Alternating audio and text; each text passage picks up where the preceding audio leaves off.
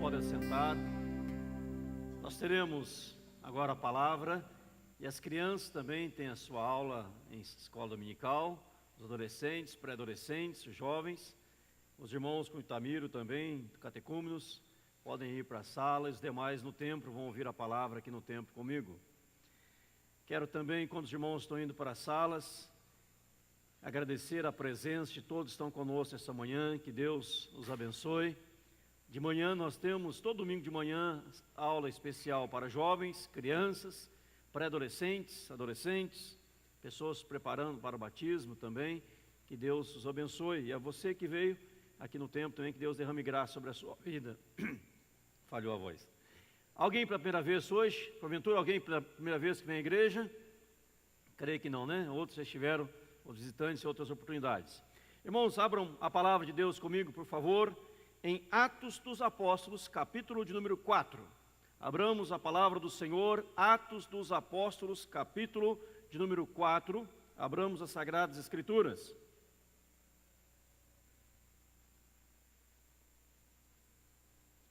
Atos dos Apóstolos, capítulo de número 4.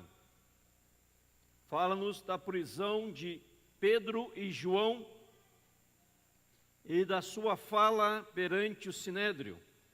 Atos capítulo 4. Quem achou, diga amém. Eu vou ler do verso 1 em diante até o verso 22. Atos capítulo 4, verso 1 a 22. Nós vamos meditar neste texto da palavra do Senhor em nome de Jesus. Atos 4, 1 a 22. Falavam eles ainda ao povo quando sobrevieram os sacerdotes, o capitão do templo e os saduceus. Ressentidos por ensinarem eles o povo e anunciarem em Jesus a ressurreição dentre os mortos, e os prenderam, recolhendo-os ao cárcere até o dia seguinte, pois já era tarde. Muitos, porém, dos que ouviram a palavra a aceitaram, subindo o número de homens a quase 5.000. No dia seguinte, reuniram-se em Jerusalém as autoridades, os anciãos e os escribas, com o sumo sacerdote Anás, Caifás, João, Alexandre e todos que eram da linhagem do sumo sacerdote. E pondo-os perante eles, os arguíram: com que poder ou em nome de quem fizeste isto?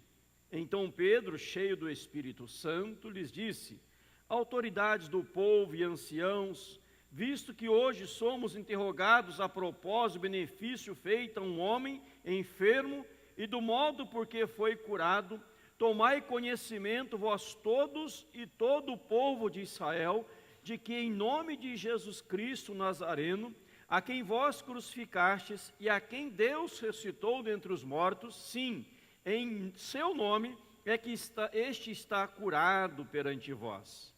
Este Jesus é pedra rejeitada por vossos construtores, a qual se tornou a pedra angular. E não há salvação em nenhum outro, porque abaixo do céu não existe nenhum outro nome dado entre os homens, pelo qual importa que sejamos salvos.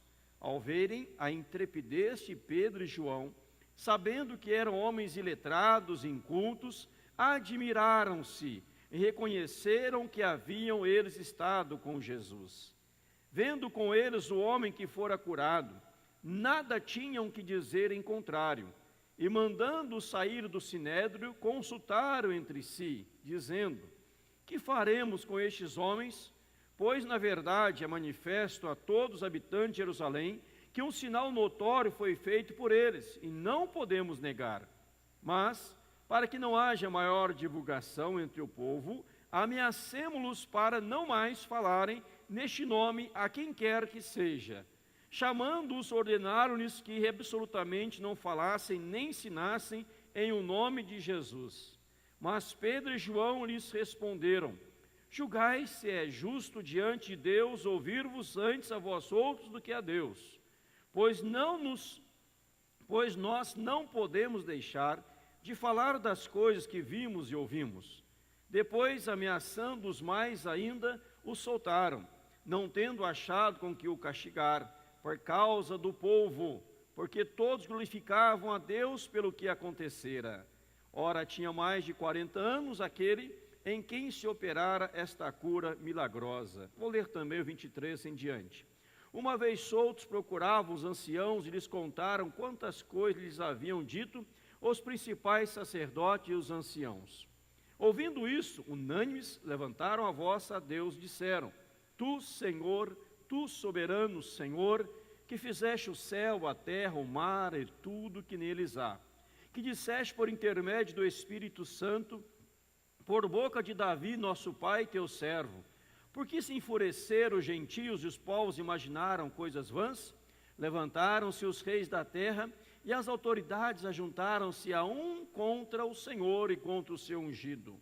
Porque verdadeiramente se ajuntaram nessa cidade contra o teu santo servo Jesus, o qual ungiste Herodes e Pôncio Pilatos com gentios e gente de Israel, para fazerem tudo o que a tua mão e o teu propósito predeterminaram. Agora, Senhor, olha para as suas ameaças e concede aos teus servos que anunciem com toda a intrepidez a tua palavra, enquanto estendes a mão para fazer curas, sinais, prodígios, por intermédio do nome de teu servo Jesus Cristo. Tendo eles orado, tremeu o lugar onde estavam reunidos, todos ficaram cheios do Espírito Santo e com intrepidez anunciavam a palavra de Deus. Amém. Amém, irmãos? Vamos orar mais uma vez? Falemos com Deus. Curve os seus olhos, feche seus olhos, vamos orar. Pai, em nome do Senhor, fala conosco por meio da tua palavra tão linda e eficaz. Oramos em Cristo e por Cristo. Amém. Irmãos, nós lemos um texto maravilhoso da palavra do Senhor neste momento, que nos relata a história de Pedro e João.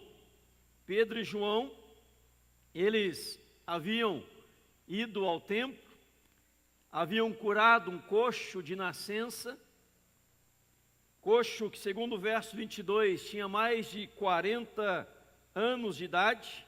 Ora, tinha mais de 40 anos, diz o verso 22, em quem se operara esta cura milagrosa.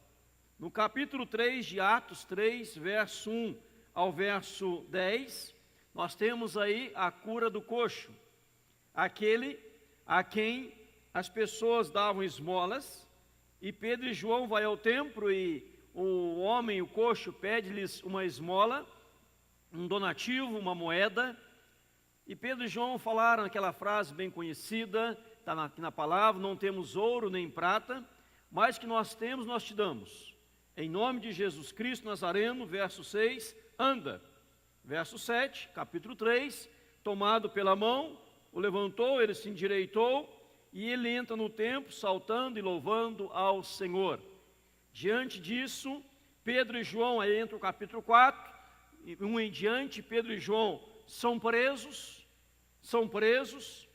Verso 2 diz que as autoridades estavam ressentidas, porque Pedro e João ensinavam o nome do Senhor e a ressurreição dos mortos. Os prenderam, os levaram para o cárcere, já era tarde, e o julgamento ficou para o dia seguinte.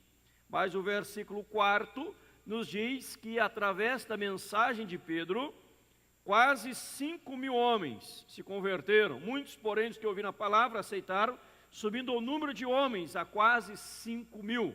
Já havia ido de 100 e pouco, né? Eram 120, segundo Atos 1, 15, eram 120 pessoas. Comentei um pouquinho disso domingo passado à noite. Atos 1, 15, era 120 pessoas. Aí depois nós temos aqui o acréscimo de quase 3.000 pessoas. Atos capítulo 2, verso 41.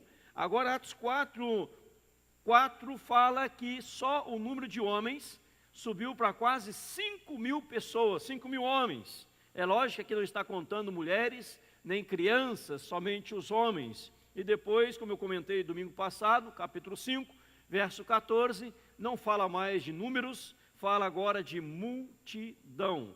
E crescia mais e mais a multidão de crentes, tanto de homens como de mulheres, agregados ao Senhor. Não fala mais se era 1.000, 2.000, 3.000, mas agora fala de multidões. Pessoas às vezes usam a Bíblia para dizer que a Bíblia não está preocupada com número, que nós não devemos nos preocupar com número. Realmente, a Bíblia não fala em números, ela fala de multidões. Então não nos preocupemos com números, mas nos preocupemos com multidões em nome de Jesus. Amém? Qualidade gera quantidade, e no meio da quantidade nós temos a qualidade, né? As duas coisas caminham juntos em nome de Jesus. Rick Warren, da igreja Batista do Vale de Sandebar, que nos Estados Unidos, ele diz que, no sul da Califórnia, o que é qualidade e o que é quantidade? Qualidade é o seguinte: que tipo de crente você é? Isso é qualidade. Quantidade, sendo como você é, quantas pessoas você está influenciando e ganhando para o Senhor? Isso é quantidade. Qualidade gera quantidade. Qualidade, que tipo de cristão eu sou? Quantidade, sendo como eu sou cristão, quantas pessoas estou levando aos pés da cruz, ao pé da cruz, né? Adiante do Senhor? Isto é quantidade. Então a igreja aqui está crescendo, ela está evoluindo, indo para frente, e nós vemos aqui um sucesso da igreja. Qual era o sucesso da igreja primitiva? Qual era o sucesso dos primeiros cristãos? Vamos pensar sobre isso, é o nosso tema da mensagem desta manhã.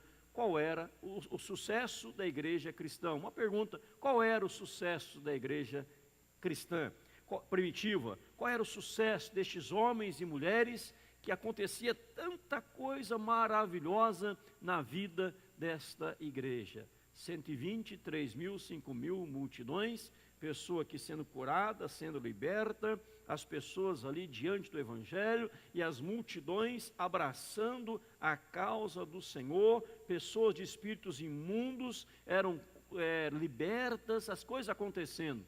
Qual era o segredo do sucesso da igreja primitiva?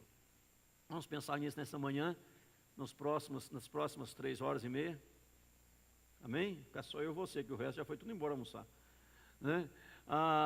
Sem delongas, mas pensemos nisso. Irmãos, há 3 coisas que eu quero meditar com os amados. Vou ser bem presbiteriano hoje, 3 pontos apenas. Domingo passado eu falei 10, né, na mensagem domingo à noite. Hoje à noite vai ter 20, mas coisa rápida.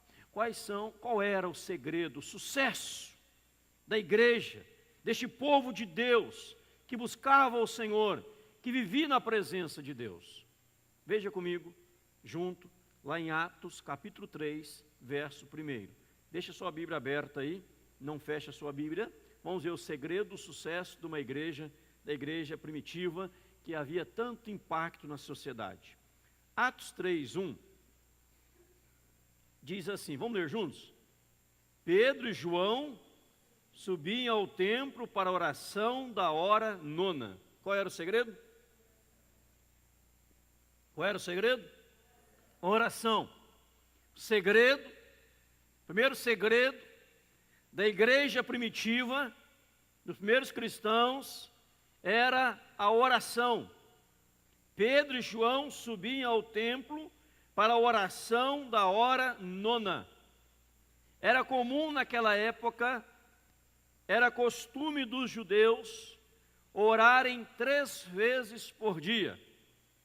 Se você ler, por exemplo, o Salmo 55, verso 17, ele vai dizer: à tarde, pela manhã e ao meio-dia, te apresento, Senhor, a minha oração. Resumindo o versículo, lá ele fala em queixas, ele fala em lamento, mas estou dizendo a palavra oração. À tarde, pela manhã e ao meio-dia, a igreja orava de manhãzinha, às 9 horas da manhã, orava ao meio-dia e orava às 3 horas da tarde. Então a hora 9 era por volta das 3 horas da tarde em diante. Então Pedro e João subiam ao templo, a oração da hora 9. Eles vão orar ao Senhor. Você lembra, irmão, a irmã lembra de Daniel, capítulo 6, verso 10, que diz também que Daniel orava 3 vezes por dia, voltado para Jerusalém, voltado para o templo. Ele orava ao Senhor 3 vezes por dia.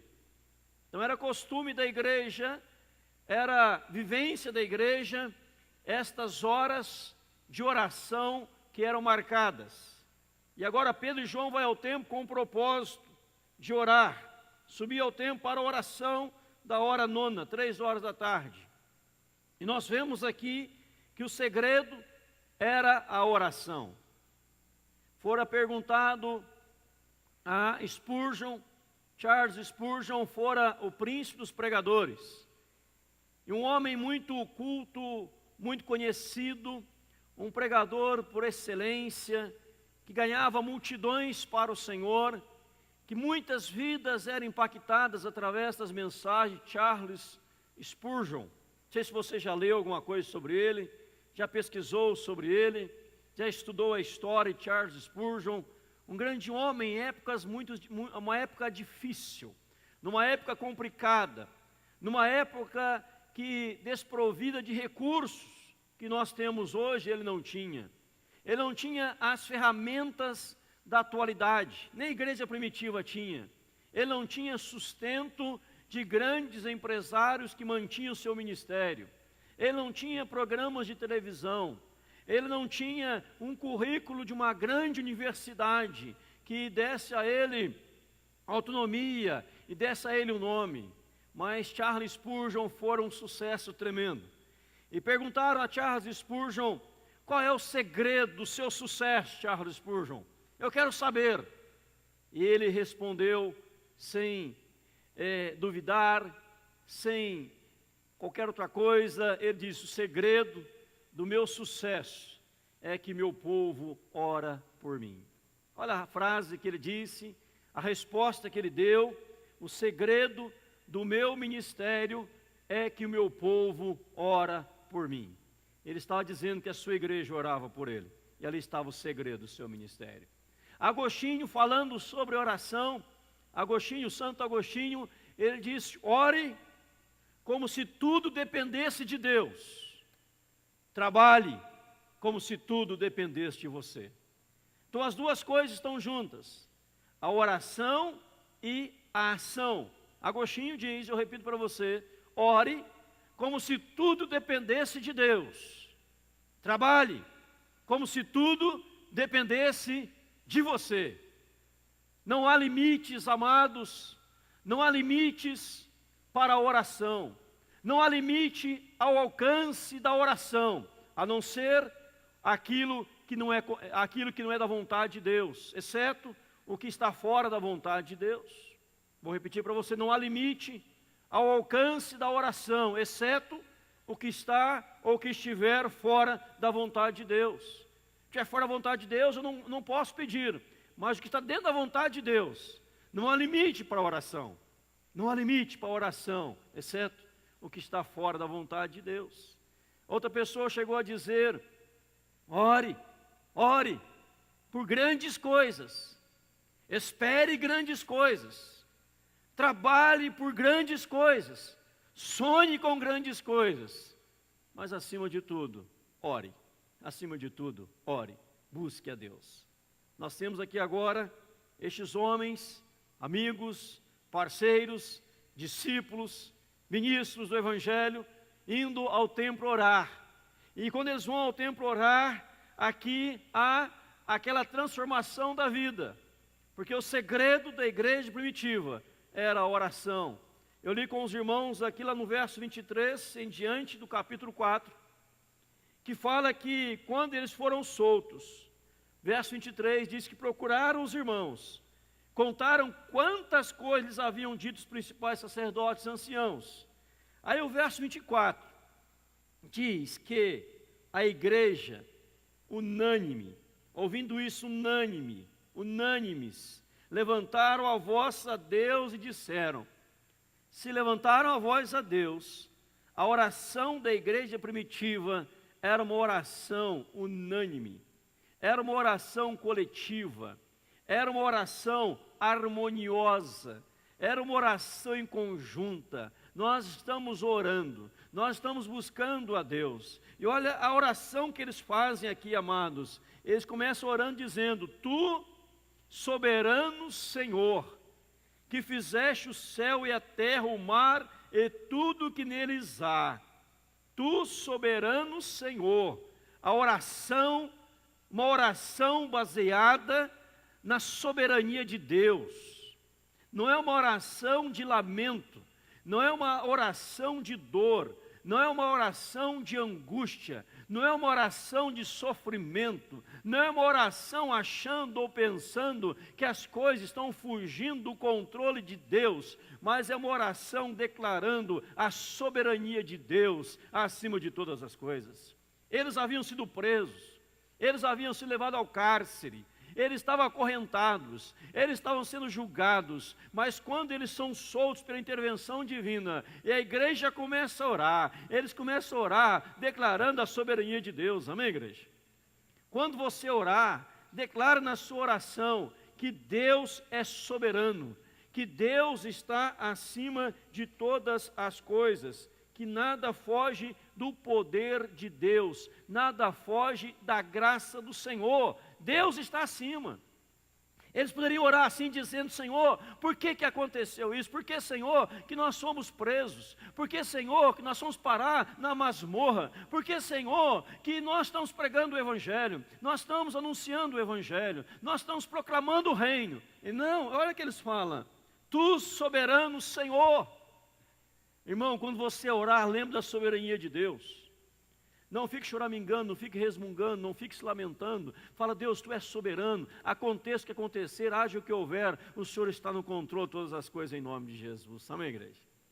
Aí eles continuam orando, e diz assim, olha o versículo 24, 25, que disseste por intermédio do Espírito Santo, por boca de Davi, nosso pai, teu servo. Aí ele cita aqui o Salmo de número 2, ele está fazendo menção ao Salmo 2, ou seja, a oração que eles faziam era uma oração baseada na palavra de Deus, era uma oração firmada nas Sagradas Escrituras, não era uma oração solta, não era uma oração sem sentido, oração firmada na palavra. Verso 27, ele fala: porque verdadeiramente se ajuntaram nessa cidade com o teu santo servo Jesus. O verso 29, aí ele diz assim, olha o verso 29, agora, Senhor, olha para as suas ameaças e concede aos teus servos que anunciem com toda intrepidez a tua palavra, enquanto o Senhor estende a mão para fazer curas, sinais, por intermédio dos teus servos, no nome do Senhor Jesus Cristo, né? Diz aí, enquanto estendes a mão para fazer curas, sinais e prodígios, por intermédio do nome do seu santo servo Jesus. Olha que oração, queridos, verso 29. Olha para as suas ameaças e concede a nós intrepidez para anunciar a tua palavra. Eles não pedem na oração a morte dos inimigos, eles não pedem na oração a derrota dos inimigos, eles não pedem em oração o fracasso do inimigo, eles pedem oração, intrepidez, para anunciar, para proclamar a palavra de Deus, em nome de Jesus. Amém, igreja? Por que havia sucesso na igreja primitiva?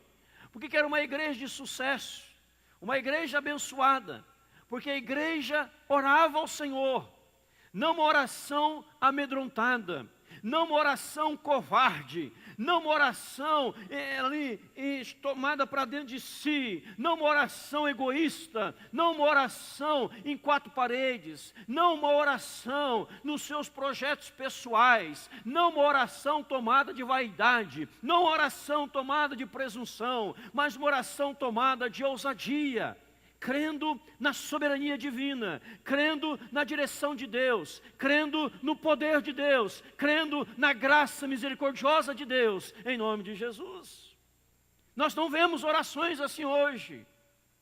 As pessoas fazem aquela oraçõezinha, arroz com feijão, aquela oraçãozinha miojo instantâneo, 3 minutinhos, né? E quando dá 3 minutos? Aquela oraçãozinha muito friazinha, mas a oração da igreja, diante da ameaça, fala: Senhor, nos dê poder para anunciar a Tua palavra, para anunciar e proclamar os teus desígnios em nome de Jesus. Tu és soberano, tu és poderoso, tu és majestoso, tu és glorioso, tu és o nosso Deus. Então olha para as ameaças e nos dê poder para proclamar, nos dê ousadia para anunciar, nos dê força, Senhor, em nome de Jesus, que nós não iremos arredar os pés, nós não iremos nos acovardar, nós não iremos retroceder, nós vamos avançar no poder da palavra tua, em nome de Jesus. Amém, igreja? Irmão, quando você orar, coloque vida na sua oração, coloque fervor na sua oração, coloque ânimo na sua oração. E a oração da igreja é uma oração objetiva. Às vezes eu percebo, amados, faz, por exemplo, um grupo de oração. Vamos orar, irmãos. Vamos orar. Vamos orar pelo quê? Vamos orar pelo culto. Aí, por exemplo, ou oficiais da igreja, ou membros, vamos orar pelo culto. Aí oram por tudo. E no finalzinho fala assim: abençoa o nosso culto, em nome de Jesus, amém. Era orar pelo culto. Não é para orar por tudo, é pelo culto. É igual na hora do almoço, né? Irmãos, vamos orar pelo almoço. Aí ora por tudo, a comida esfria, a Coca-Cola esquenta, e está lá orando. Abençoa o presidente, abençoa as autoridades, abençoa, né, a China, abençoa a Europa, abençoa Céu Azul, né? Abençoa não sei lá das quantas, abençoa não sei lá das quantas. E obrigado pelo alimento, em nome de Jesus, amém. Era pelo alimento. Certo pastor foi chamado para orar pelo alimento, um pastor conferencista, um pastor conhecido, que pregava em vários lugares aí a palavra do Senhor, e deram as mãos. Vamos pedir para o pastor orar, um conferencista internacionalmente. Ele falou: Senhor, muito obrigado pelo alimento, em nome de Jesus, amém. Vamos comer, pessoal, ele disse. Aí o povo começou a rir. Ele disse: não é para orar pelo alimento? Ou é reunião de oração? É orar pelo alimento, agradecer o alimento, né? É igual pede para o irmão na igreja: ora pelo enfermo tal. Ele lembra de todo mundo e esquece do enfermo. Oração era objetiva. Senhor, a ameaça está aí, mas nos dá poder, Senhor, nos dá ousadia. A igreja tem que ser ousada, amada, em nome de Jesus, amém? Quando que a igreja será ousada? O verso 13, capítulo 4 responde. Verso 13, capítulo 4 de Atos. Leiam junto comigo, por favor. Ao verem a intrepidez de Pedro e João, sabendo que eram homens letrados, incultos, admiraram-se e reconheceram que haviam eles estado com Jesus. Quando a oração e quando haverá intrepidez, quando haverá ousadia, quando de fato estivermos com Jesus. Amém ou não amém? Amém ou não amém? Eles estiveram com Jesus. E por estarem com Jesus, sendo homens iletrados, sendo homens incultos, eles ficaram maravilhados, os sacerdotes, aquela turminha lá, maravilhados, porque viram neles, olhem bem, ao ver a intrepidez. Pedro e João eram o quê? Pescadores. Pedro e João não tinham estudo. Não é que o pescador não tem estudo, eles não tinham estudo. Não tinham estudo, eram iletrados, fala incultos, mas tinham intrepidez, porque eles haviam estado com Jesus. E quem esteve com Jesus tem intrepidez. Quem esteve com Jesus tem ousadia. Então, amados, em primeiro lugar, em nome de Jesus, o primeiro segredo do sucesso da igreja primitiva era a oração. Oração fervorosa, oração viva, oração poderosa, crendo na soberania divina, oração segundo a palavra do Senhor, oração em conjunto, oração harmoniosa, oração buscando poder, buscando ousadia e não oração covarde. Não há limites para a oração, exceto que está fora da vontade de Deus. Não há limites para a oração, exceto que estiver fora da vontade de Deus. Então, ore. O segredo do sucesso da igreja era a oração em nome de Jesus. Certa feita, os discípulos também estavam presos, irmãos vão lembrar, e a igreja se reúne e a igreja começa a orar. A igreja ora, e quando ela ora, a cadeia se abre, as portas se abriram. E quando as portas se abriram, o apóstolo saiu. E a igreja estava orando, Deus fazendo maravilhas. Irmão, creia no poder da oração, em nome de Jesus, amém? Quem crê no poder da oração, levanta a mão assim. Né? Então ore, creia, a oração é poderosa. Segundo lugar, amados, qual era o segundo segredo do sucesso da igreja primitiva? Qual era o segundo segredo? Veja comigo a palavra do Senhor, Atos capítulo 4, que é o texto desta manhã. Veja bem, verso 14, vou ler 2 versículos iniciais.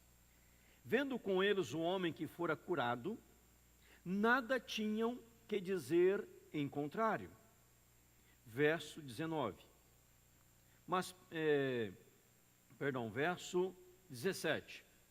Mas para que não haja maior divulgação entre o povo, ameacemo-los para que não mais falarem neste nome a quem quer que seja. O finalzinho do verso 16 fala assim: e não o podemos negar. O verso 14 termina dizendo: nada tinham que dizer em contrário. O verso 16: não podemos negar. O verso 17: ameacemo-los não mais falarem, para não mais falarem neste nome, nome de Jesus, a quem quer que seja.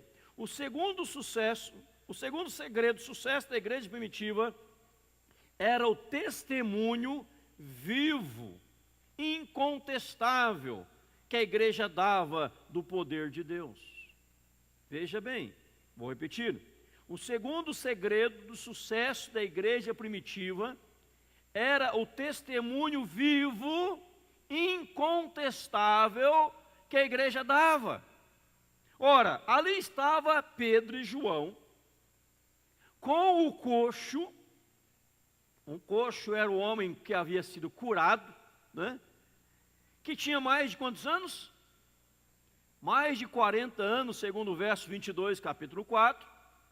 E ele que a vida inteira mendigou, capítulo 3, verso 2, diariamente à porta do templo chamada Formosa, ele era colocado para pedir esmola.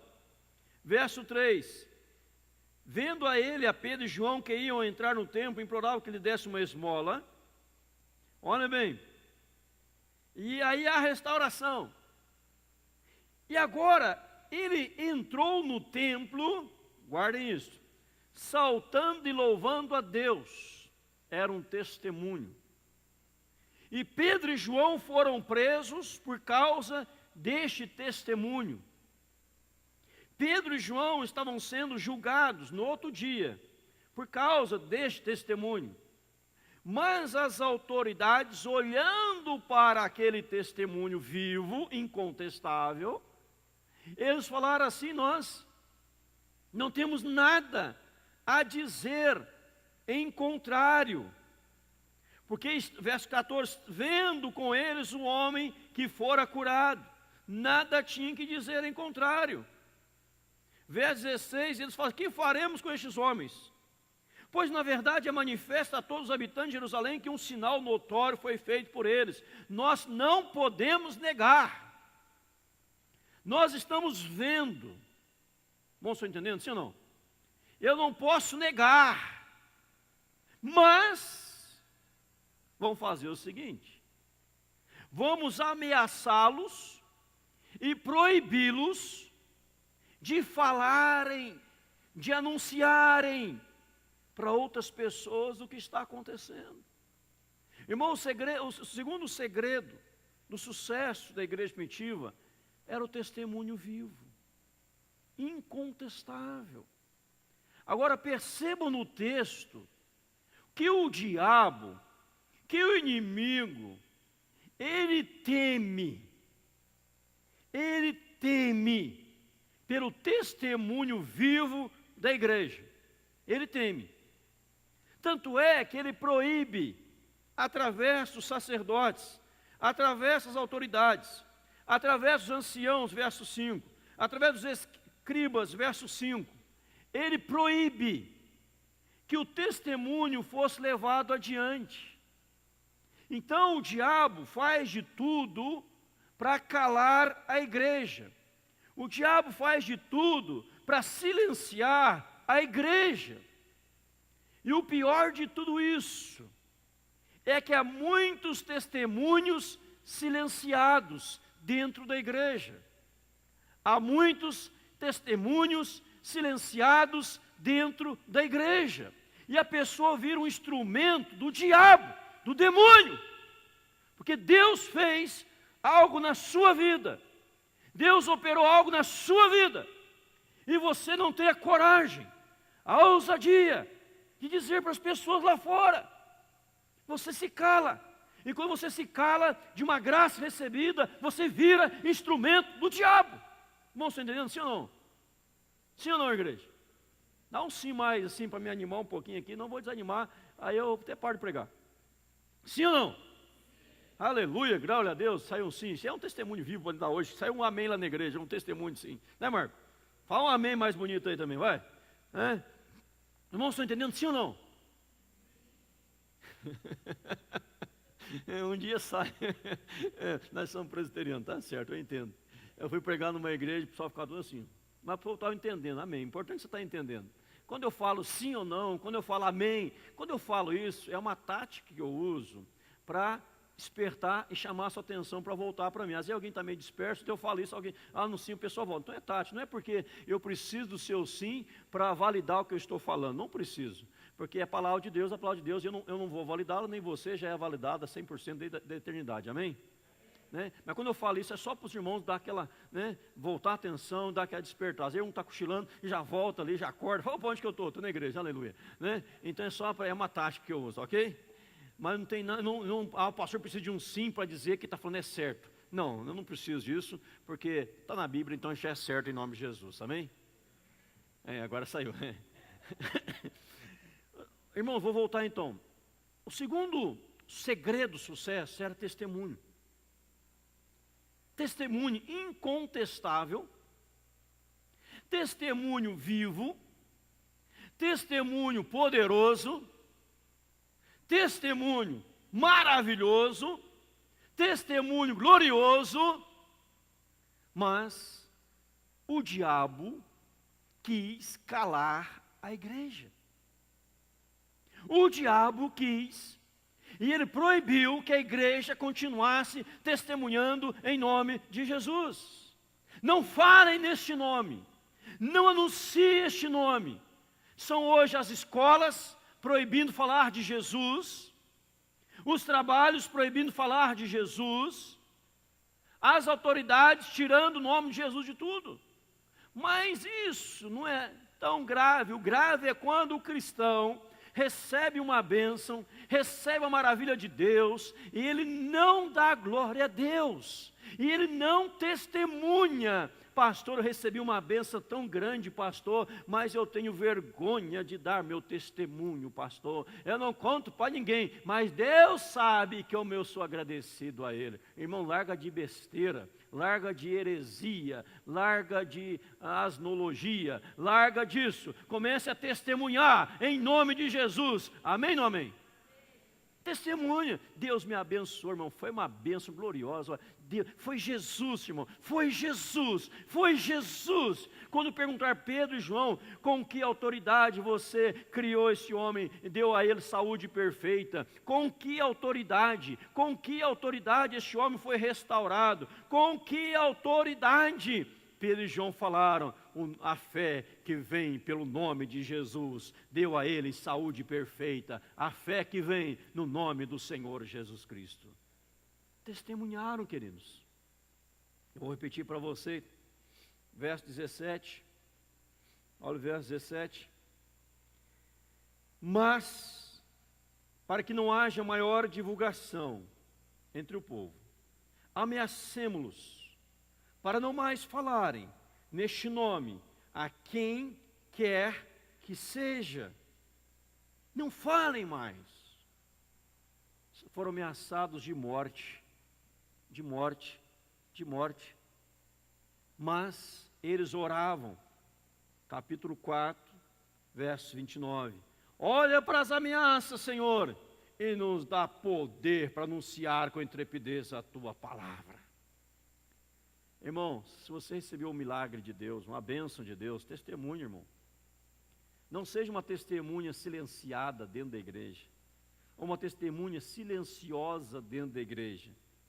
Silenciada é aquela que proibiu de falar, silenciosa é aquela que nunca contou para ninguém aquilo que Deus fez na sua vida.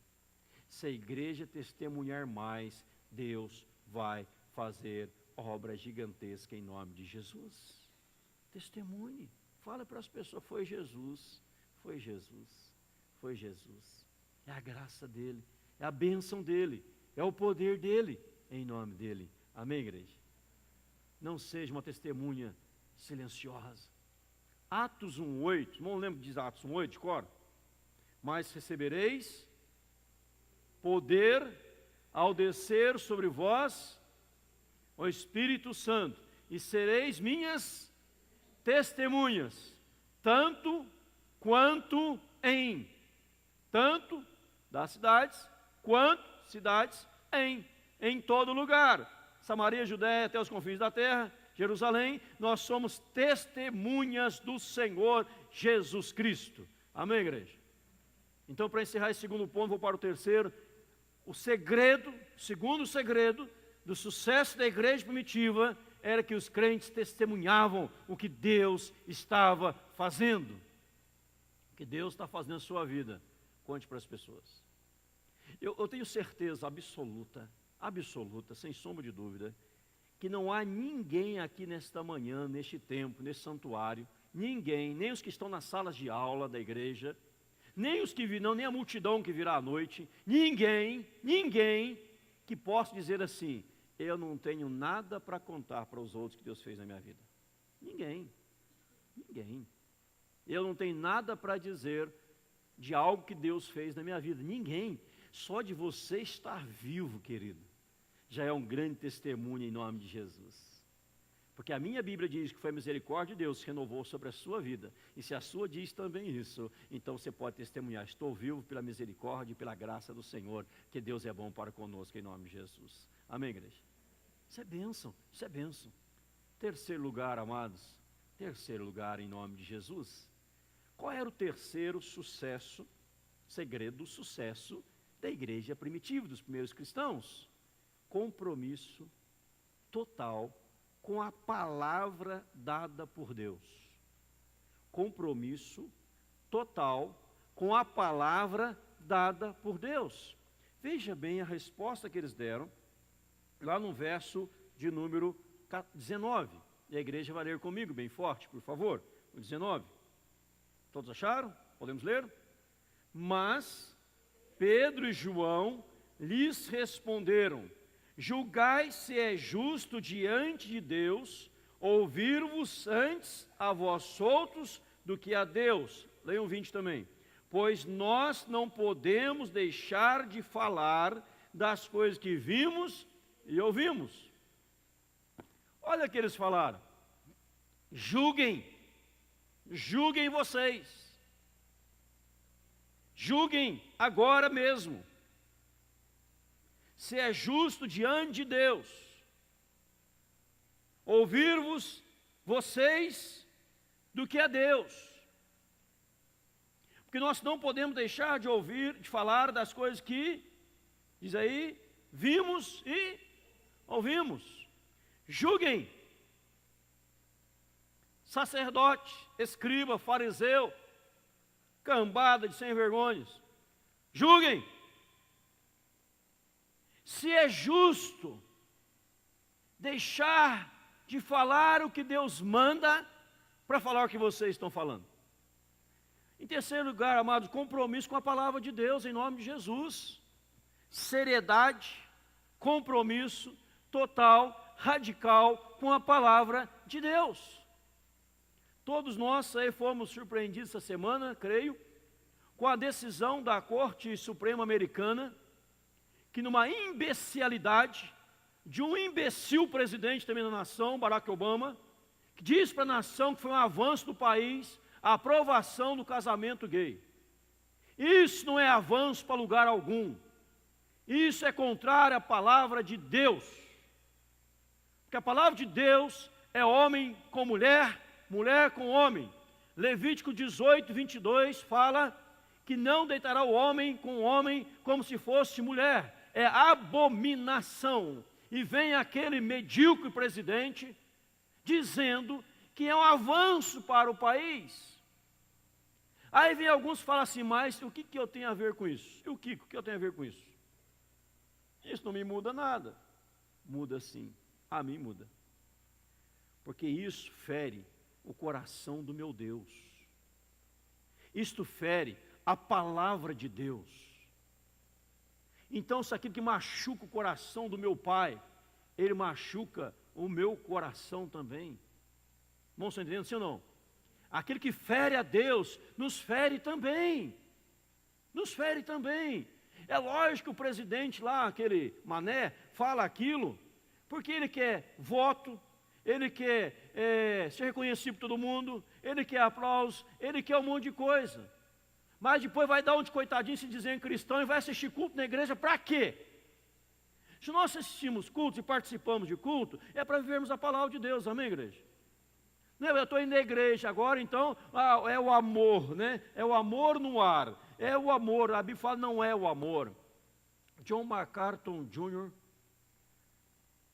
pastor John MacArthur, ele mandou uma carta para os pastores americanos sobre o primeiro culto que eles iam realizar hoje nos Estados Unidos após a decisão. E ele disse assim, amados pastores, resumindo a fala dele, o que está acontecendo é o cumprimento de Romanos capítulo 1. E nós continuaremos em Romanos capítulo 1, aonde também nos diz que não nos envergonhamos do Evangelho, porque é o poder de Deus. Romanos 1 fala que as pessoas deixaram o seu modo contrário, o modo natural, e foram para o modo contrário à natureza, cometendo torpeza, homem com homem, mulher com mulher, recebendo em si mesmo um justo castigo. Mas no verso 16, Paulo fala que não se envergonhava do Evangelho.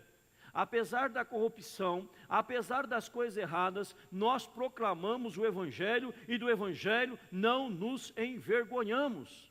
Irmãos, como pode algumas igrejas americanas aprovar casamento de homossexuais, de lésbicas dentro da igreja? Isto não é bíblico. Até pode o homem casar com o homem, a mulher casar com a mulher, digo eu aqui agora, mas fala assim, olha, nós vamos casar, digamos um casal de homossexuais vão casar, até pode, mas dizendo assim, eu não quero nenhum compromisso com Deus, nem com a palavra de Deus, eu vivo a minha vida, não quero saber de Deus, aí é problema dele. Mas dizer que a Bíblia autoriza isso, isso não é verdade. A Bíblia condena. 1 Coríntios 6, 10 diz que efeminados e sodomitas não herdarão o reino de Deus. Então a igreja, o segredo da igreja primitiva era a fidelidade à palavra de Deus em nome de Jesus. Amém, igreja? Nós vamos falar o que a Bíblia ensina. Semana passada em Cascavel, houve uma briga na Câmara, a votação da ideologia do gênero, tiveram que chamar reforço policial, porque o clima esquentou lá, mas graças a Deus foi proibido. Nos próximos 10 anos em Cascavel, não tem a maldição do inferno, do Satanás, chamada ideologia de gênero. Aonde ensina que a criança, ela vai decidir depois se é homem ou se é mulher. Ela vai decidir, é um absurdo o inferno, mas o pior é que tem crente que acha que isso é correto. Não é crente, então é testemunho do inferno, do diabo. Irmãos, isso não pode.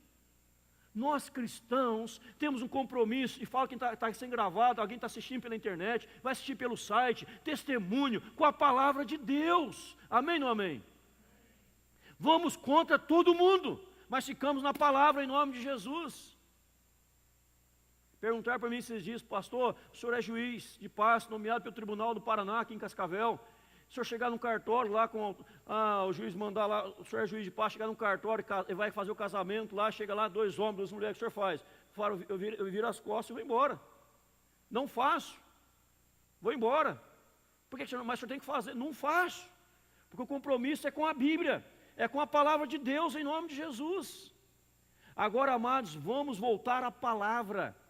A igreja primitiva vivia a palavra. Hoje as pessoas estão distorcendo a palavra. Mas Deus é amor. Deus aceita todo mundo. Deus não aceita todo mundo. 1 Coríntios 6:10. Sodomita, efeminados, vai para o inferno, não vai para o céu, se não se converter, se não mudar de vida, se não houver transformação. Se nós formos discutir a Bíblia, é o que a Bíblia ensina. Se a pessoa quer viver uma vida longe da palavra, problema dela, vai arcar com as consequências, e ela tem que ser respeitada no jeito que vai viver. O que eu estou dizendo aqui é não querer torcer o que a Bíblia ensina. Os irmãos estão entendendo, sim ou não? Se ela quer viver desse jeito, lá é problema dela, eu não tenho nada a ver com isso. Eu tenho que respeitar.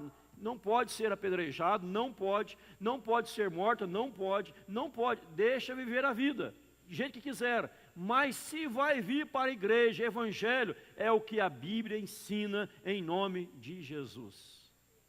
Aquele medíocre deputado, Williams, aquele idiota de cargo maior, fala do púlpito aqui sem medo de errar, se alguém achar ruim a palavra, depois eu falo em particular também na mesma.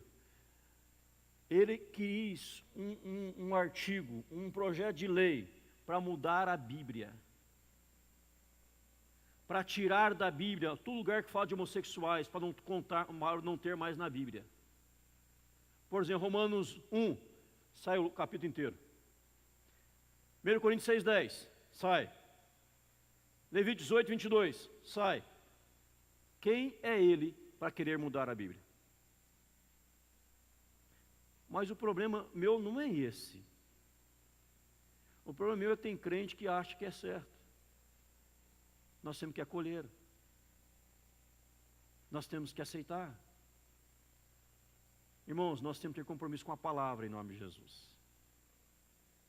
Alguém disse, mas pastor, vamos ficar como minoria. Eu responderia, a Bíblia diz que a porta do céu é estreita, a do inferno é espaçosa.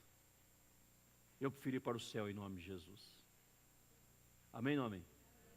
Porque o segredo dessa igreja é compromisso com a palavra de Deus. A Bíblia diz isso, ponto final. A Bíblia ensina isso, ponto final. É o que a Bíblia ensina. Tem igrejas americanas, muitos me perguntam, pastor, tem uma igreja presbiteriana nos Estados Unidos que aprovou o casamento gay. Primeiro que não é a igreja presbiteriana da nossa. Tem o nome presbiteriano, mas não tem nada a ver com a nossa. Que a nossa é a igreja presbiteriana do Brasil. Tem a igreja presbiteriana independente do Brasil, que também é uma igreja muito séria. Tem a igreja presbiteriana renovada, também é uma igreja muito séria. Aquela tem só o nome presbiteriano, mas não tem nada a ver com a nossa igreja reformada, doutrina calvinista, bíblica. Que os pastores são gays. E aprovaram, em causa própria, evidente. Vamos acolher. Nós não acolhemos. Nós pregamos a palavra de Deus. Pastor, se um casal de gay e lésbico quiser vir aqui na igreja assistir o culto, vai sentar como visitante, aí vai assistir o culto. Vai ouvir a palavra de Deus em nome de Jesus. Se eles quiserem ser membros da igreja, tem que mudar de vida para ser membros da igreja em nome de Jesus. Tem que mudar, porque é o que a Bíblia ensina em nome do Senhor. Se daqui a pouco chega alguém e fala, pastor, eu cheguei aqui, eu tenho 5 mulheres. Baseado no Velho Testamento, tal, tem 5, eu posso? Então vamos batizar, então, vão receber. Não pode. Imagina, pior que ter 5 mulheres é ter 5 sogras, aí misericórdia. Aí estraga tudo. 5 mulheres até é fácil, mas 5 sogras é judia demais. Brincadeiras à parte, né? Irmãos, estão entendendo, sim ou não? Quando foi o rei deu uma ordem, matem as crianças, as parteiras desobedeceram. A mãe de Moisés e o pai desobedeceu, não matou a criança. Quando o rei Nabucodonosor deu uma ordem, ninguém pode orar a outro Deus, a não ser o Deus Nabucodonosor. E levantou aquela imagem para adorar o seu Deus. Daniel desobedeceu. Daniel 6:10, 3 vezes por dia ele orava a Deus. Sadraque, Mesaque e Abednego também desobedeceram. não é porque vão fazer uma lei que nós vamos obedecer. Se a lei que fizerem for contrária à palavra, eu fico com a palavra. Não fico com a lei, fico com a palavra em nome de Jesus. Nós precisamos acordar pelo que está acontecendo no mundo. Senão daqui a pouco seu filho ou sua filha vai chegar na escola e vai haver a ideologia do gênero. E você criou a criança nasceu, você não pode dizer se é homem ou se é mulher, ela tem que decidir depois. No RG não vai ter pai e mãe. Nome mãe e pai não haverá mais. Cuide. A igreja tem que, quando for votar, primeiro, votar em cristãos. Eu estou muito propenso a isso e trabalhar sobre essa questão com a igreja. Quando tiver as próximas eleições, vamos achar alguém. Eu jamais serei candidato político, porque eu sou pastor. Meu cargo é eclesiástico, não quero cargo político. Eu sou pastor. Mas nós precisamos escolher pessoas sérias, decentes do nosso meio, para darmos todo o suporte para ser um bom vereador, um bom prefeito, um bom deputado, um bom senador, um bom presidente da nação, que tem compromisso com a palavra de Deus em nome de Jesus. Que não teme o que o povo vai dizer, mas que afirme o que a palavra de Deus diz. Irmãos, cuidado com aquele negócio, mas Deus é amor. Deus também é juízo, Deus também é justiça, e Deus não vai contra a sua palavra. A palavra de Deus é verdadeira. Abra sua Bíblia comigo. Abra sua Bíblia primeiro, 1 Coríntios. Deixa eu abrir esse texto, eu vou encerrar a mensagem. Deus me colocou essa mensagem nessa manhã para entregar para você em nome de Jesus. 1 Coríntios 6, verso 9 em diante. O 9 diz, todos acharam? 1 Coríntios 6, 9 em diante. Não sabeis que os injustos não herdarão o céu, o reino de Deus? Não sabeis que os injustos não herdarão o reino de Deus? É uma pergunta. Não vos enganeis, nem impuros, nem idólatras, nem adúlteros, nem efeminados, nem sodomitas, nem ladrões, nem avarentos, nem bêbados, nem maldizentes, nem roubadores herdarão o reino de Deus. Então 9 e 10. Eu tinha citado primeiro 6 e 10, né? Mas pega o 9, 10 e pega também o 11. Tais fostes alguns de vós, mas vós vos lavastes, fostes santificados, fostes justificados em o nome do Senhor Jesus Cristo e no Espírito do nosso Deus. Mas vós vos lavastes. O que é lavar? Tirou a sujeira. Qual era a sujeira? Qual era a sujeira? Impuro, idólatra, adúltero, efeminado, sodomita, aqui é lesbianismo, homossexualismo, ladrões, avarento, bêbados, maldizentes, roubadores. Era sujeira. Aí eles foram lavados. Aí foram santificados. Santificados foram separados. E foram justificados em nome do Senhor Jesus Cristo e no Espírito do nosso Deus. Ou seja, houve uma transformação. Não estão entendendo, senhor? Aí porque houve essa transformação, Deus abençoou, agora é cristão. Eu conheço muitos que eram homossexuais, hoje são até pastores, que abandonaram, casaram, têm sua esposa, seus filhos, e estão exercendo o ministério. Porque a graça de Deus alcançou em nome de Jesus. Mas a igreja precisa pregar o que a Bíblia ensina.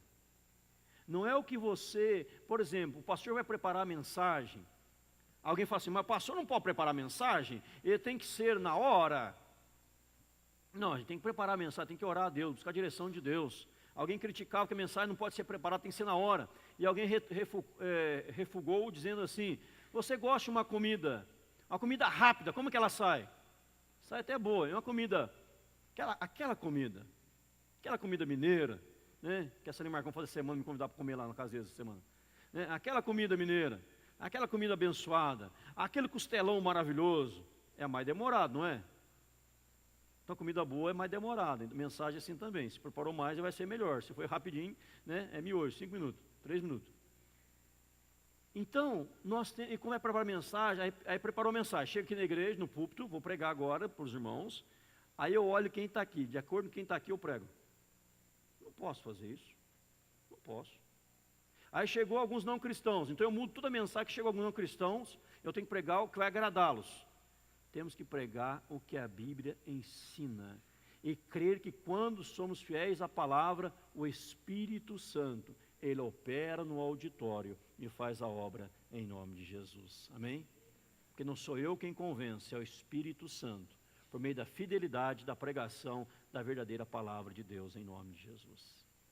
Que a Igreja Central de Cascavel seja uma igreja de oração, de testemunho, de fidelidade à palavra em nome do Senhor. E Deus fará maravilhas em nosso meio. Amém?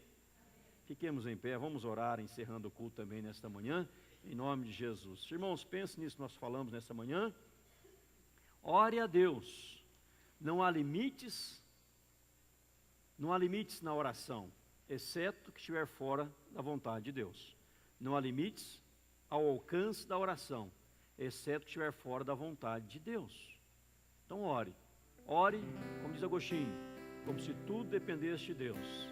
Trabalhe, como se tudo dependesse de você. Testemunhe, não fique calado, não seja uma testemunha silenciosa. Testemunhe para os outros lá fora, está acontecendo, Deus está fazendo. E fidelidade à palavra. Faça a sua oração, depois eu oro e dou a bênção.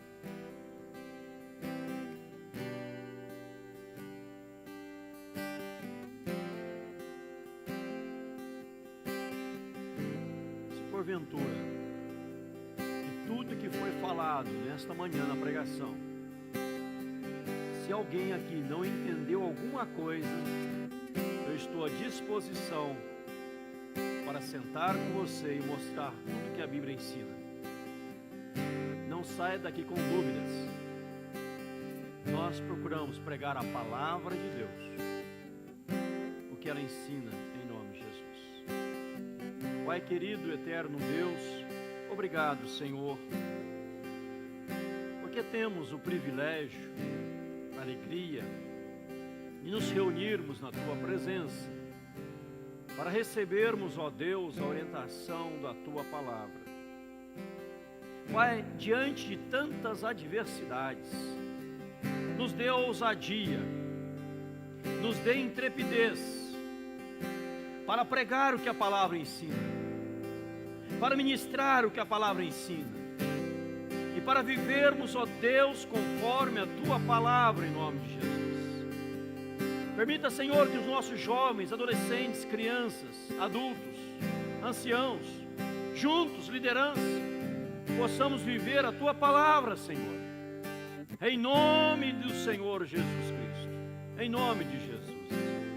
Que ninguém vá pela sua própria cabeça, que ninguém vá pelos seus próprios sentimentos, que ninguém vá pelas suas próprias emoções, mas sejamos conduzidos, ó Deus, pela palavra do Senhor em Cristo Jesus. Ó Deus, quando somos conduzidos pela palavra, a bênção vem. Quando somos conduzidos por emoções, sentimentos contrários à palavra, a bênção foge. Pai, tem misericórdia do nosso país, que possamos buscar honrar o Senhor e glorificar o Teu nome, acima de toda e qualquer circunstância da vida. E a nossa oração em nome do Senhor Jesus. E agora, amados irmãos, que a graça do Senhor Jesus Cristo, maravilhoso e eterno amor de Deus nosso Pai, a comunhão e as consolações do Espírito Santo, repouso sobre cada um dos amados irmãos, hoje, agora e para todos sempre, em nome do Senhor Jesus Cristo. Amém. Um abraço ao seu lado, Deus abençoe, em nome de Jesus.